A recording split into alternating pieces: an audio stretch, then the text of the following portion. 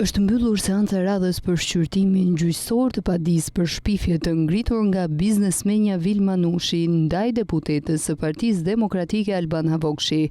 Gjykata e posaçme pritet të dëgjojë konkluzionet përfundimtare në datën 3 prill. Gjatë seancës, prokuroria e posaçme paraqiti një dokument që vërteton se kallëzimi penal i bërë nga deputeti Albana Vokshi në vitin 2020 për koncesionin e check-upit është regjistruar dhe ndodhet në hetim prej 5 vitesh. Padia për shfifje është depozituar nga Vilma Nushi pas deklaratave të Vokshit në një komision hetimor parlamentar, ku deputetja demokratike ka akuzuar për përfshirje në afera korruptive në koncesionin e check-upit. Në deklarimet e saj pas seance, Vokshi u shpreh se dokumenti i paraqitur nga SPAK vërteton që ajo ka patur të drejtë në denoncimin e bërë dhe thekson se Nushi nuk është paraqitur asnjëherë për të dëshmuar në komisionin hetimor. Deputetja shtoi se kallëzimi i vitit 2020 përfshinte edhe emra të tjerë si Edi Rama, Ogerta Manastirliu dhe Ilir Beqaj.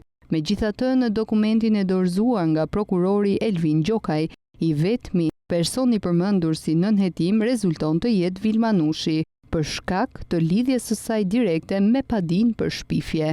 Seanca e ardhshme do të jetë vendimtare për fatin e çështjes, me të dy palët që pritet të paraqesin përfundimet e tyre ligjore.